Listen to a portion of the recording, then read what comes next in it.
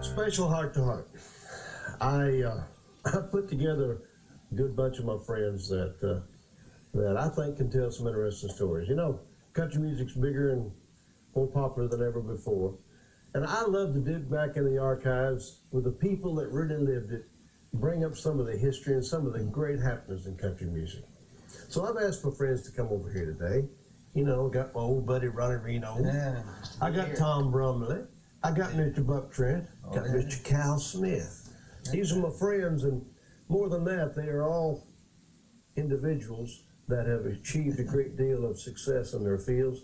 And all of them have been involved with some of the superstars in country music back in the historic days that made country music what it is today. We're going to get some good stories and some good music.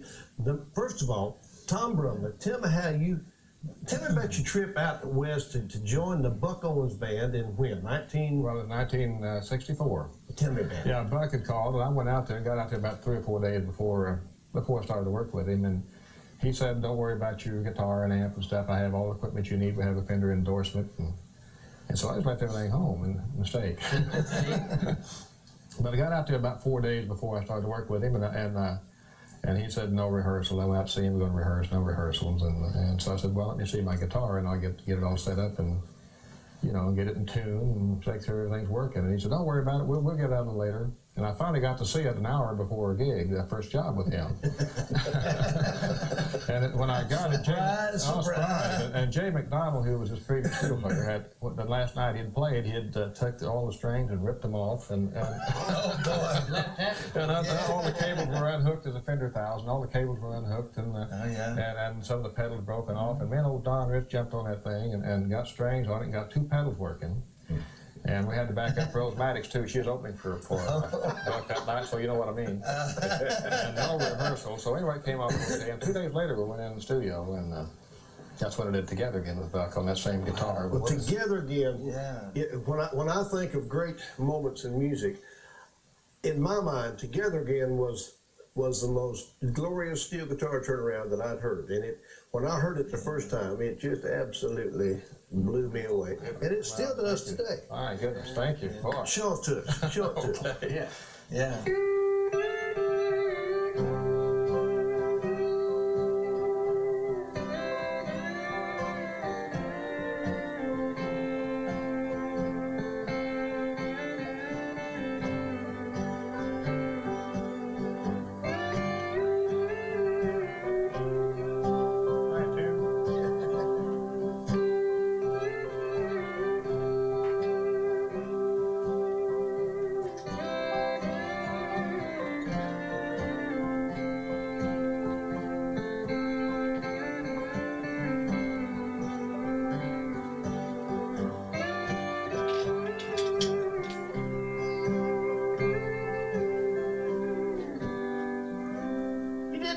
You gotta modulate the knee. Yeah, modulate the knee. Go on, we can do it. I worked on this for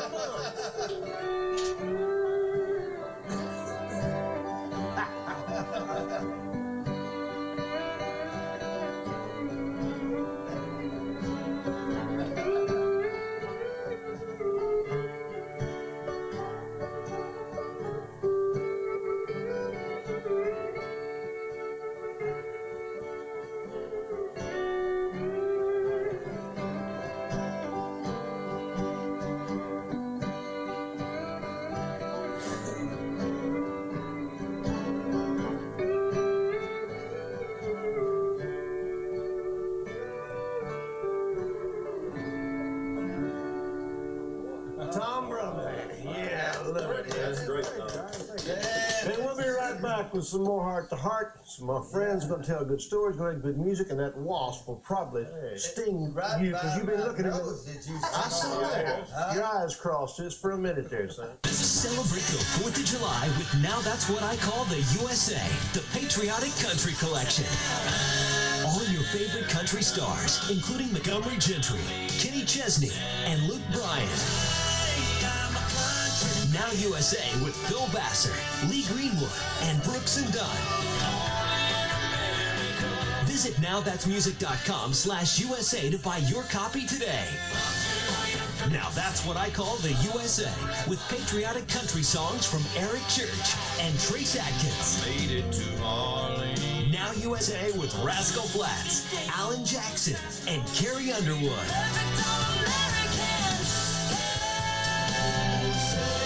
When you buy Now USA, a portion of the proceeds goes to benefit charities for the U.S. troops. Now That's What I Call the USA is available now, or buy it today at nowthat'smusic.com/USA.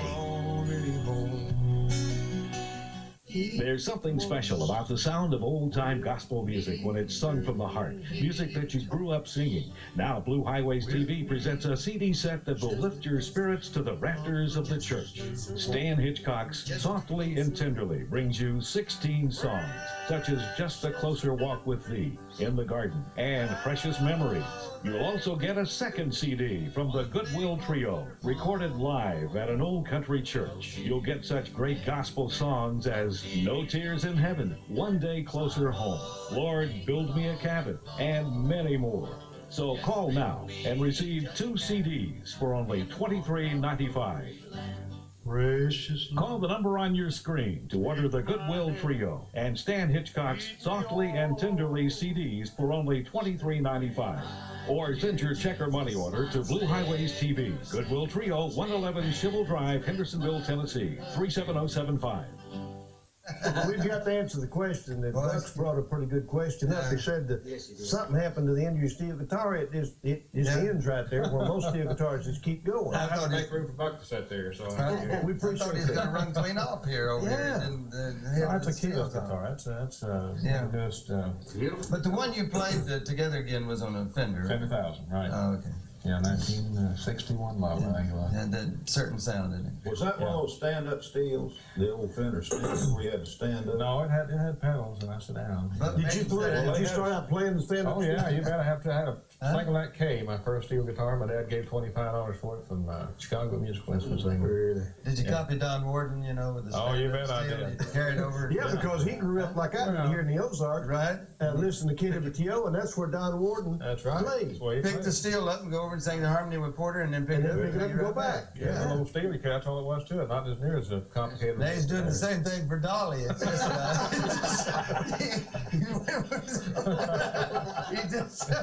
he just is not a steel. Well, the job is a steel, but I mean, it's not a steel guitar. As Jody said, my biscuit board. Yeah, youngster. Hey, youngster. Yeah. You talk about Porter Wagoner, of course, segues us right over to Buck Trent, who's had the opportunity to work with a lot of the superstars and had a good time in his musical career, sometimes a little too good a time. Oh, yeah, they said we had a wonderful time, Roy Clark and I. Best you remember. But I think probably the introduction to most of the crowd was Buck Trent during the Porter Wagoner. Oh, yeah, I went with Porter Wagoner in '62. He had seen me with Bill Carlisle. Yeah. I went with Bill on the opera in 1961. And Porter liked the electric banjo.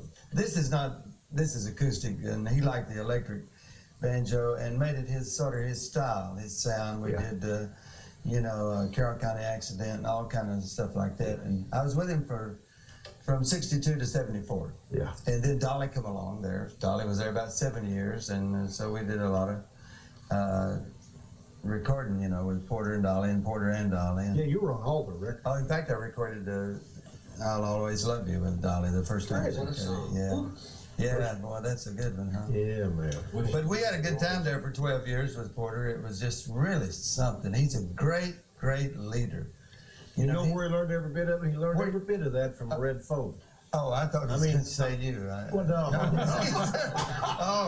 From No, Red, but- that's right. The Ozark But he Jubilee. he had a great He teacher. told me all them stories, about He had a great teacher.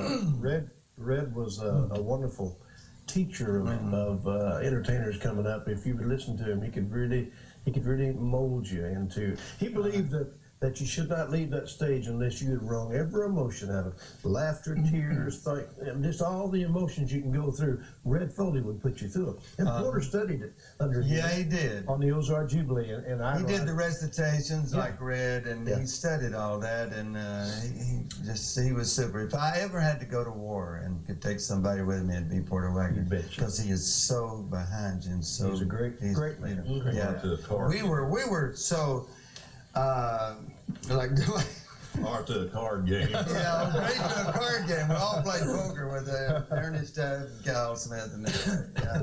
But Porter, everybody done their job down to a T. If we was going to leave it and go on the road at 8 o'clock, at 8:15 till 8, we were rolling down the road. Yeah. Everybody had a certain thing to do, and everybody never failed. They done it. It was really something.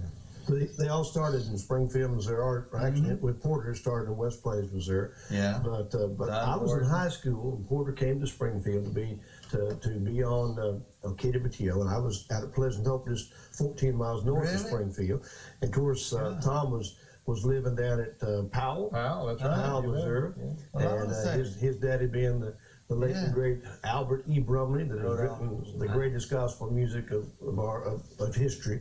Yeah. And so we grew up listening to the same radio station, the same music. And Porter came to town, and really, he really took this area by storm. Of course, he took the country by storm. But before he became an RCA Victor recording artist, he was really a regional star off of Katy Batillo. And Don Warden playing the steel. Speedy Hallward. Red Gale, Martin. That trio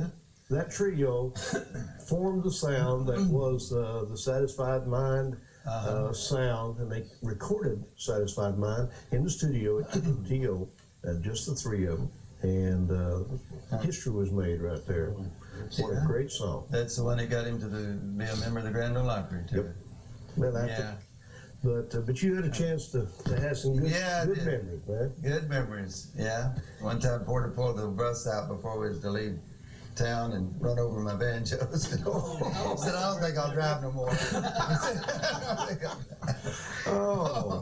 One time Porter just got a new bus. They just got this new bus, and we were up in Loretta Lynn's country, up there in Kentucky and them hills. You remember. You know, where they're so curvy, you know, that you could go around and see your tail light coming around the next curve. You know, you just got this new bus, and it just happened to be the same color as the regular bus line that went down through Kentucky, down towards Knoxville. And everybody was just happened to be the same color. And you could see them jumping off that porch and running trying to catch that bus. The bus is coming! And they'd run, they'd hit that door, and boy, they'd run down there, and this old boy, I seen him with that suitcase, you know, with that belt tied around it. Oh, yeah. And here he run after it, and we just went right on by. He just kicked that suitcase all the way back up to the house. We had that a lot down in Texas, you know, traveling with Ernest. People catch bus out on the highway, you know. Well, Cal Smith, you had the opportunity to work for many years. How many years? 5.5 years. 5.5 years with the late, great Ernest Tubb, one of the true pioneers in our business. Best time of our life. And you were in the years when it was still great fun back in those days. Yeah, tough but fun. Lots of fun. We had a lot of, you know, we did a lot of tours with Porter and Buck and them, you know. We was on one tour for, Lord, about 17 days. And the only time we quit playing poker is just check in the motels and play the shows. And by the time the tour was over, all of us looked like death eating a cracker. You know? And Ernest had them glasses down on the end of his nose, and he sat there looking like a dead man, you know, but would not give up that. Would not give Cut the up show that short, right? Yeah. They'd cut the show short to get back on back in the game. As soon as the show was over, everybody was packed up. They'd say, okay, everybody getting, you know, whichever bus was going to play poker in. Poker players one bus, the others in the other. You know? But yeah, the Dolly and all of them rode in there. Yeah. Ernest would only want to play on his bus, didn't he? I don't know if he had something funny going on there or something, but he only wanted to play on He his didn't bus. like to ride nobody's bus but his. I know. And then, No Green Hornet. of course, Yeah. you know, Porter and his boys would come over, and George McCormick. Yeah. We played poker one night, and George was so drunk he couldn't even see, man. He was laying down like this. Everybody was playing his hand, and he'd just reach out, unconscious. Just reach out and get the money. He had money in the floor, in all pockets and everything, and didn't even know he was winning. You can't beat a guy. The only time I was on tour with Ernest Tubb and the group, and they called about 2 or 3 hours before they left and said, "Listen, would you like to ride with us?" I said, "Oh, it just thrilled me to death." You know, of course, what they were doing, they were getting a new pigeon. Of course, they were getting a new pigeon at the poker games. What they was getting. Right. So I rode with them, man. And I never have been I'm just not a good gambler. Yeah. Not a good musician either. Hey, I like you. But you don't lose nothing that way. I don't lose much. But anyway, I got to ride on Ernest bus, and so they, of course, they had the perennial vocal game going from the minute the bus left. To, So they got me on the inside there. Ernest sitting here, and I'm sitting on the inside next to the window, and the others are sitting all around, and we're playing. Of course, I'm losing everything, you know. I ain't got much to lose, but it's real hot. It's about 3 or 4 o'clock in the morning, and we're going down the interstate, and we must have been going 85 miles an hour. Whatever wide open was, that's what we was going. Old Hoot had it wide open. And I'm hot, and there's a whole bunch of, Ernest is winning, he's got a whole bunch of dollars on the table there, you know. I reached over and just slid the window.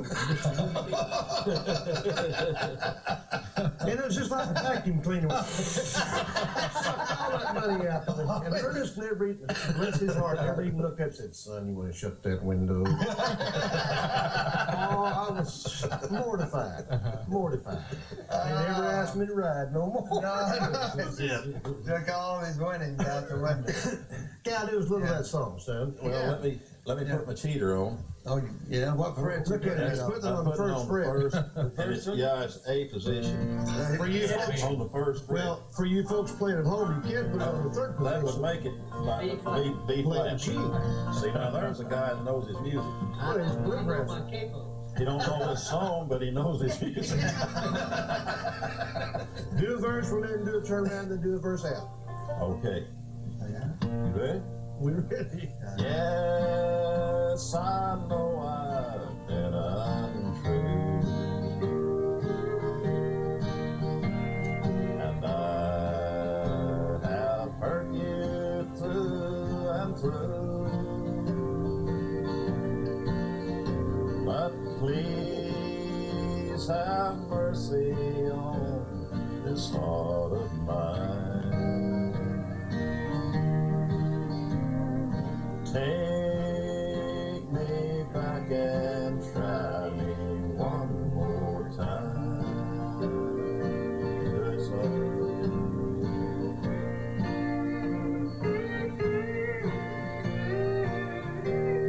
yeah.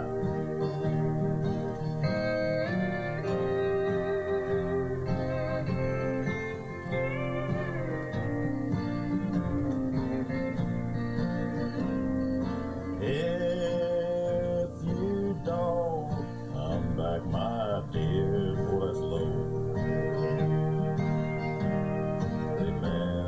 Remember that I'm always here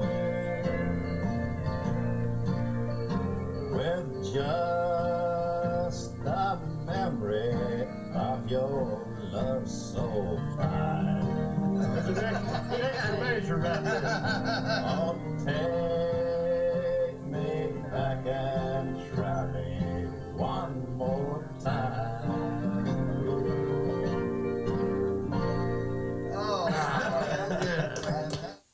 Hi, I'm Heather Miles, and my friends and I here at True Country would like to invite you all to join us July 2nd for our season premiere of True Country, starring Georgette Jones and Tony Booth, right here on RFD TV.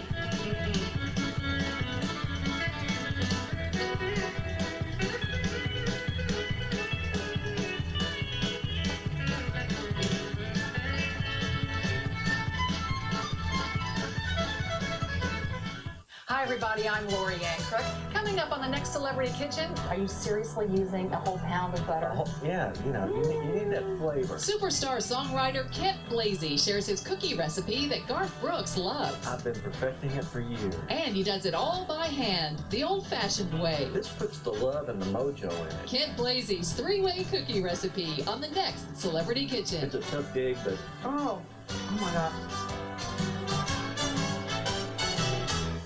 At the corner of Music Row and Memory Lane by Stan Hitchcock, a backstage pass to Nashville's music history and the superstars it created. Rare stories about Tammy Wynette, Mel Tillis, Ernest Tubb, Garth Brooks, and many more. It's 1961. From Nashville, Tennessee, in the Ryman Auditorium, it's the Grand Ole Opry. Let her go, boys. packed with over 100 rare photos. At the corner of Music Road takes country music fans along for the ride of making it big in Nashville. I hollered for Loretta to wake up, because I sure didn't want her to miss out being captured by a UFO. This book is a must for any country music fan. Order now and receive a free music CD, all for $24.95 plus shipping and handling. Call 866-454-2488. Send your check or money order for Stan's book to Blue Highways TV, 111 Shivel Drive, Hendersonville, Tennessee, 37075. Didn't you tell me the other day that right before Ernest died that he sent you his guitar? Yeah. Ernest, I'd been after Ernest for one of his guitars. I had one of his hats, and when he quit smoking, I got his cigarette lighter.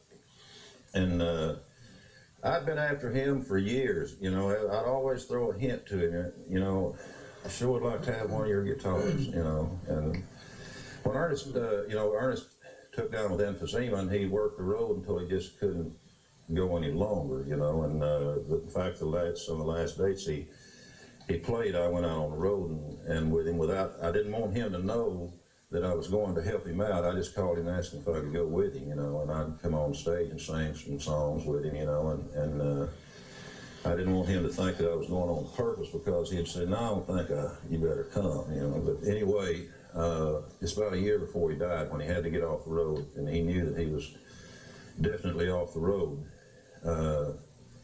Larry Dean, his son, called me one night and he said, are you going to be home tonight? And I said, yeah. And he said, well, Daddy's been after me for a week to bring something over to you. And I said, well, you don't have to bring it this late at night. You know, I said, bring it down tomorrow, you know. He said, no, I do my work at night anyway. So I said, well, come on. And he came over and rang the doorbell, and I answered the door, and he was standing there with Ernest's guitar. I cried like a baby. He said, Daddy wanted you to have it. It was one that he used on the road. In fact, I started to bring it today, but I hadn't played it in a long time, and then I was worried about not having the strings and stuff, and you know, where it wouldn't. It's one that says thanks on the back. Yeah, it has thanks written on the back. The guitar was made, the one he was using then on the road was made by Shop Jackson. Showbud made the guitar, and there's only two, I guess, in existence. It's that one and the one he made for me. My band had one made for me, and mine's got the bunking down the neck of it. And Ernest has got Ernest Tubb down the neck, and he turned, you know, when he always turned it over like that, it had thanks on the back. Wow. And he sent that to me, and I was dumbfounded, you know, because I'd wanted one of his guitars for many years. And, you know, I don't like to bring up any, you know, it's not really gory, it's just, it's something that, I love the man so much. And the day before he died, I went down to see him, and he wasn't, you know, he couldn't breathe good. And when I walked in, he said, I can't talk very plain, they took my teeth. And I said, well, don't try to talk, just save your breath, you know, because I just came by to see you and see, you know, if you need anything. And I had my hands on the rail there of the bed, and I guess I looked worried about it. And he reached up and slid his hand under my hand and squeezed my hand, and he said, don't worry, I'll be all right. Oh, and that was our parting words. Yeah, he was a great man, and he had a real feel for the folks, man, for the common folks. You know, Ernest was always there, always the same, and helped a lot of younger singers coming up. You know, helped a lot of them on the Opry. And the fans was the most important. Yeah, he lived. Tell about the bus. One of the guys, some fans wanted to come on the bus, and some of the band members was sort of trying to keep the people off, and he said, "Oh, Ernest would he didn't allow you never push one of his fans aside. I mean, he would, if you want a good chewing in the back of the bus, and he could chew to the bone, man. But if you want a good chewing, or if you want to lose your job right quick, you know, start pushing his fans aside or smarting off to them, saying, you know, stuff like that. I've seen him get out in pouring down rain with a lady in Florida. She came out, she didn't have money to get in the show. And she told Ernest, she said, I've got to go back home. You know, the kids are home and my husband's watching the kids. But she said, I just had to see you. And I wanted to get a picture of you. So Ernest stepped out in the, and it was pouring down rain. He stepped out alongside the bus, took a picture with her. And he said that she can come out and drive all that way out to get, you know, for a picture. Well, that's the least I can do for her, you know. But he was the type of person that you did not mess with his fans. Because that's one of the first things he would tell you when you went to work with him. My fans is what makes our living. And they love us, and you love them back. And if you can't say anything good to them, keep your mouth shut. And that's the way he was. And he would, you know, he just didn't allow anybody to mess with his fans. And he was a very loyal man. Well, it's true, Cal, that he had a certain amount of money he would book for a night, and then after Pete Drake produced that album on him, that was kind of a hit. Yeah. And they raised his price, and he found out about it and made him cut it back down to where he had been. Well, yeah. Before. Is that true? Yeah. I went to Ernest one time because I knew Ernest, hey, you know, his health was bad, you know, and I was trying to get him to cut back on his work, you know, because Ernest, he just loved being out there among the people. And I told him, I said, Ernest, why don't you raise your price, you know, and then you just, you know, raise your price some, and you can just go out and work on weekends. And he said, well, he said, if I raise my price, he said, the people's going to have to pay more to get in. And I told him, I said, Ernest, I don't know if you know it or not, but I said, I work the same place as you do. And I said, they're charging the same on the door for you as they are on me. The only thing is I'm making more money than you are now. And I said, you can raise your price, you know, and just work weekends. But he, you know, he was always protecting his people, his fans, you know, and he protected the guys in the band. He protected everybody he was associated with. He looked out for them. And if he knew that you were in a financial problem or anything like that, he would chew you up one side and down the other because you didn't come to him. That's the way he was. He was the bank for the guys in the band. You know, you could walk up behind him and say, Ernest, can I get a day? Yeah, and he'd reach for that wallet. Everybody said, you know, the old saying about Ernest, he was slim. They said that if it wasn't for his wallet, he wouldn't have no butt. We'll be right back with some more stories. Great history of country music on Heart to Heart. Y'all stay right there.